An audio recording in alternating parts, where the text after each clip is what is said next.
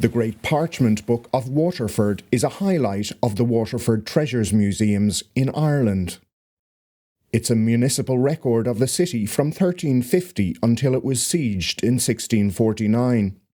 As such, it contains a range of script styles contemporaneous with the changing times of writing. Hi, I'm Denis Brown, artist and director of Calligraphy TV. I've been invited by the Waterford Treasures Museums to teach some introductory calligraphy with reference to the manuscript they keep. Most of its scripts can be categorised as Gothic. This will be the first of two 20-minute tutorials on how to write a Gothic script.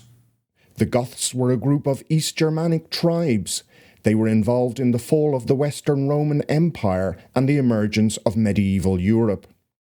The term Gothic is applied to various medieval European arts and practices. Gothic cathedrals, for example, are characterised by pointed arches that replaced the rounded arches of earlier Romanesque architecture in Europe. In lettering, we see a similar characteristic. Round arches in 10th century examples got replaced by angular ones by the 14th century. This change occurred gradually over about 300 years. Textura is the name of the most extreme Gothic script. It's also known as blackletter. The font used in the Gutenberg Bible is a notable example. Textura and blackletter are both named for the dense black texture of a page of this lettering. This form of Gothic is the most angular. There may be practically no curves. The letter O, for example, is not round as in Roman scripts, but quadrilateral. The Great Parchment Book of Waterford features a range of Gothic scripts. Much of the earlier parts are variations of Gothic cursive. From the late 14th and into the 15th centuries, the script is also known as bastarda. Cursive scripts derive from writing faster. Some pages of these cursives retain a fair degree of formality, while others are more like contemporaneous everyday handwriting. I made these actual size facsimile pages. I digitally reduced the yellowing of the ancient parchment and the fading of the ink to better show the scripts. Here is a Gothic cursive or bastarda script typical of those used in many parts of Europe in the 14th and 15th centuries.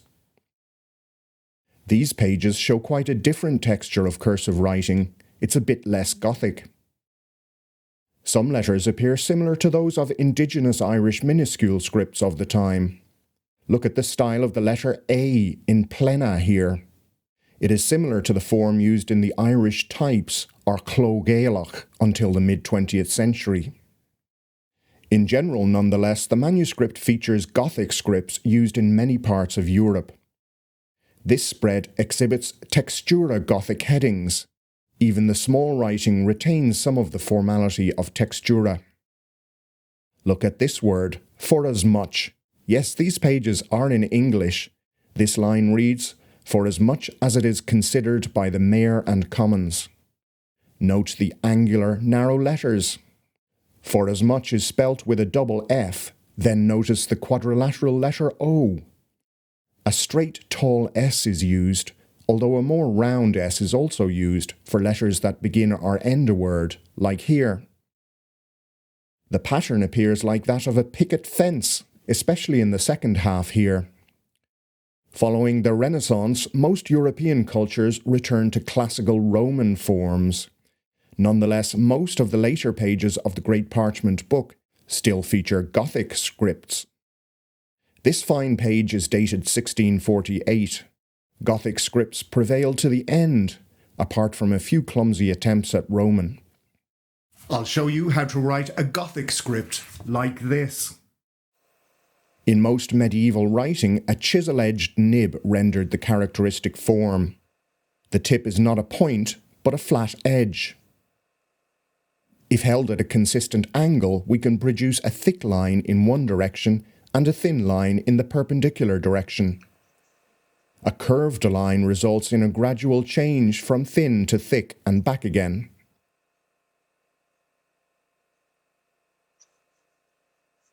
The broad nib results in the appropriate weighting of letters.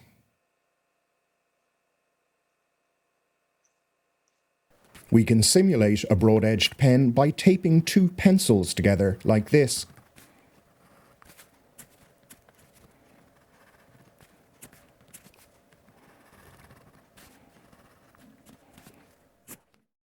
However, if you want to get a broad-edged pen made for calligraphy, there are a range of options that you can order online.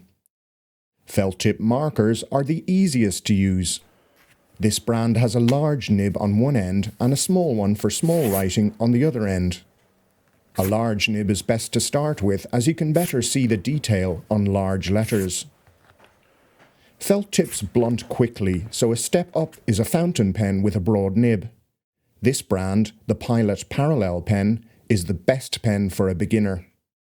The largest size has a 6mm nib width, and that's what I recommend beginning with, so you can write large letters. The company make 3 smaller sizes down to a 1.8mm nib, but it's best to start writing large. If you get a parallel pen like this, the first thing you need to do is take it apart and insert an ink cartridge. My pen has a cartridge in it already. Push it in firmly and try to squeeze it slightly to get ink to flow to the nib. Then try making some marks. It can take a few strokes before the ink flows from a new pen.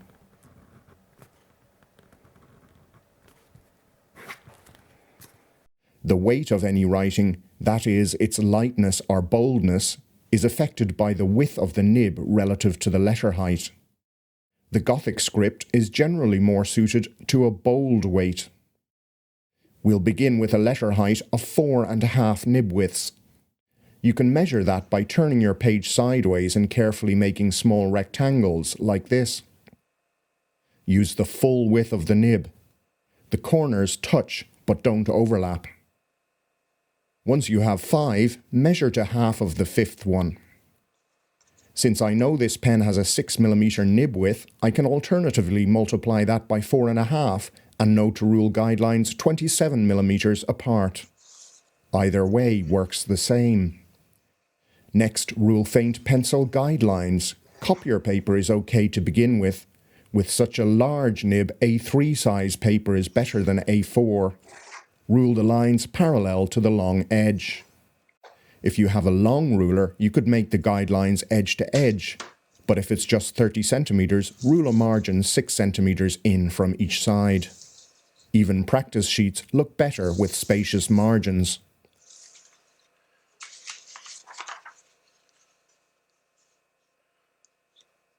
I'm making a dot 5 centimeters from the top to have a margin there too. Now I make more dots 27mm apart, as that is my 4.5 nib width measurement. I'm mentally doing my 7 times tables for the millimeters and adding 2 centimeters to save time. Next I do the same on the right margin. 7, 14, 21, 28, etc. Now I can join the dots on either side of the page to ensure I have accurate guides. I'm ruling the lines heavier so you can see them. Rule them lightly and with a fine sharp pencil so you can just see them.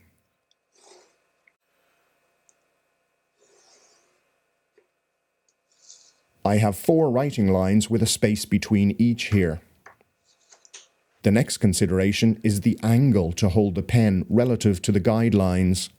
For the Gothic script, 40 degrees to the horizontal is good. The writing lines are 0 degrees, and an upright is 90 degrees. Halfway between them is 45 degrees, and 40 degrees is just a little less. That's the angle to hold a pen for most strokes. At 40 degrees, a vertical pen stroke is a little thicker than a horizontal drawn with the same pen angle. The copier paper I am using is causing the ink to bleed slightly, but it's okay for practice sheets. If you wish, you can buy a layout pad for your practice. The first exercise is to try a series of vertical strokes made with a pen angle of 40 degrees.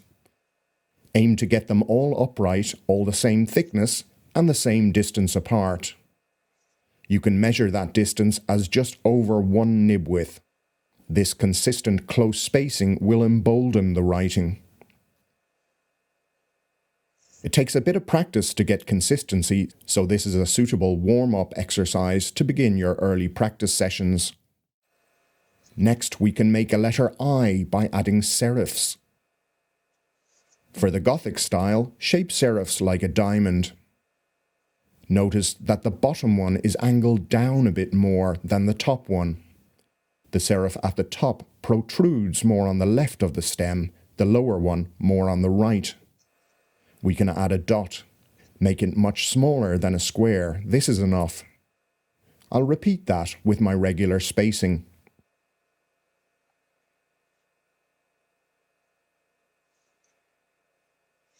This time I'll develop it to make a letter N. What's called the arch of the N is round in Roman letters. For a Gothic script, I'll make it straight and almost flat, slightly tilting downwards. Then a second downstroke and another serif. I finish that with a fine line drawn with the left nib corner. Note the 3 different angles for arches, lower serifs, and top serifs. I'll turn the N into an M by adding a second arch and a third downstroke.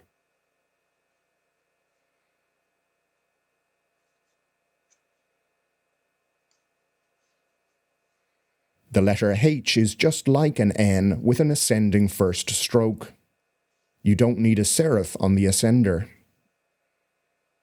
The downstrokes of these 3 letters form a pattern of equidistant parallel lines, all spaced just over 1 nib width apart. The rhythm of this script is like a picket fence. Most calligraphers lose the rhythm by thinking of individual letters rather than a consistent pattern. Too many tend to make the letter M have smaller internal spaces than that of N. Making them identical improves the rhythm. It's also best to ensure spaces between letters match the spaces inside them. If all match, you have the best consistency and lines of writing become a rhythmic pattern. Here's another exercise to try. Begin by making an N, then double it to form an M, and keep adding arches and downstrokes to make a continuing sequence. It takes just a bit of practice to achieve a consistent abstract pattern. However, as soon as students return to letters and words, the consistency disappears. For that reason, I recommend various drills as part of routine practice. Writing the word hymn is a drill you are ready for after achieving a reasonably consistent abstract arch sequence. Imagine the picket fence when writing it. Each downstroke is the next evenly spaced picket. I won't make the letters as tall as these pickets, but you get the idea. The word hymn has 6 evenly spaced downstrokes. Watch as I demonstrate. I'm switching to a professional pen, but the parallel pen is easier for beginners. This metal nib is from the German company Brause.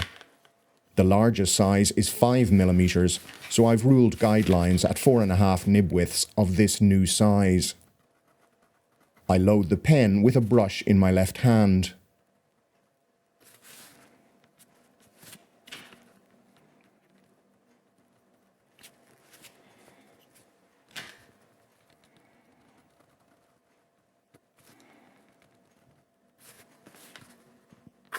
I used the left nib corner to extend a fine line from the serif towards the next letter. That's optional.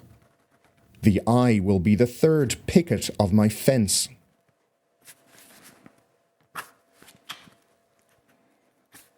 The M will form another 3 pickets, just like the first 3.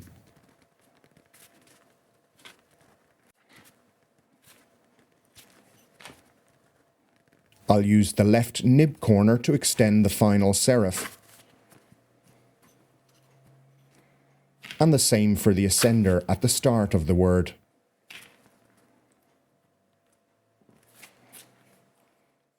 Notice the serifs and arches at the top have a flatter direction. and those at the bottom are at a steeper angle. I'll write the word nib next, again aiming to keep the downstrokes equidistant and parallel.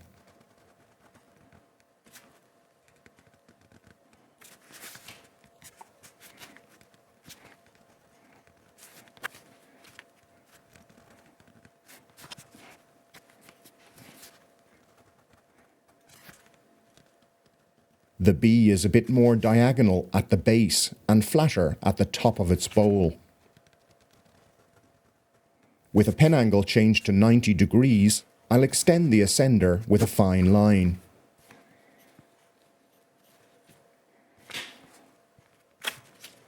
I wrote an alphabet and other samples you can download as a PDF file. Find a link below. You can print out copies as a reference.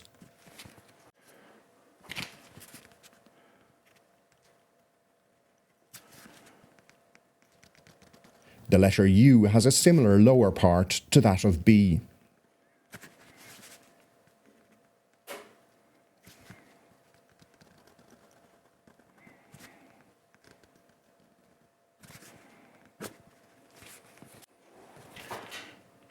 Like the space inside the N and all the spaces, it measures just over 1 nib width. The letter R is just like the N without a second downstroke.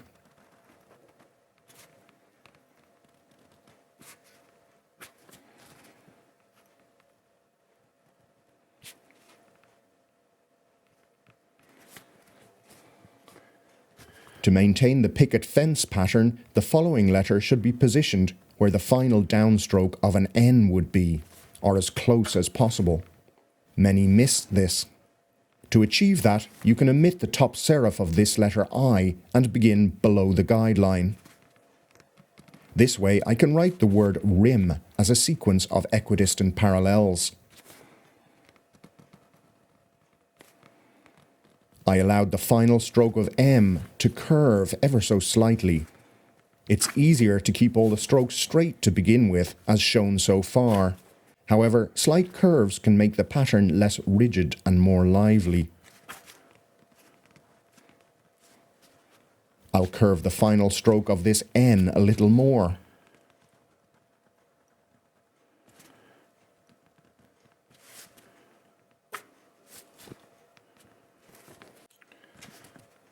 The first stroke of U can curve the opposite direction.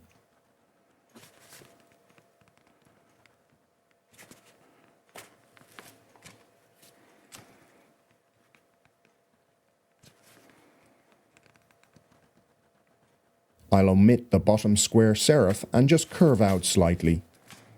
Some variation is possible, but keep in mind the picket fence rhythm.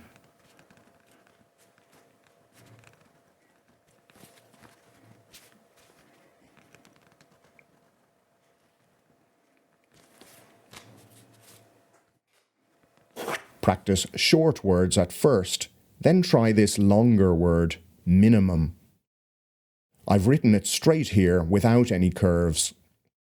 You can see the picket fence pattern since all the spaces between and inside letters are the same. Arches at the top are only slightly tilted downwards compared to the more diagonal base of the letter U. Bottom serifs are similarly more diagonal than top ones. I suggest writing this word as your primary drill to begin each practice session. So far, I've demonstrated letters N, M, H, and B. These letters share an identical top arch. Letter P is also in this group. I begin the serif with a fine line from the preceding letter. I was able to curve that slightly as I used the corner of the nib. This is advanced. You can keep it straight and simple if you wish. You could begin with the usual diamond serif, but I think it's not necessary here. I just curved in slightly. This stroke curves in and finishes above the baseline. Another advanced technique for the final part, to thin the stroke, I write with just half of the nib tip in contact. You can simply use the full nib and allow it to be a thick stroke. The letter R is also in this group of letters with top arches.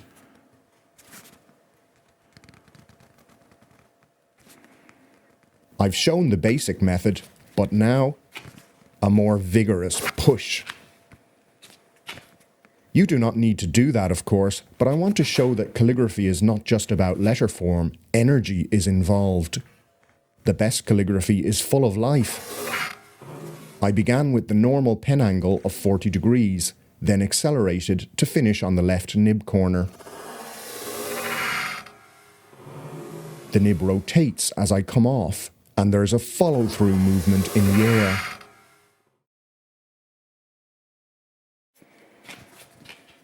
Again, I omit the serif on the following letter and tuck it underneath to avoid having too large a space.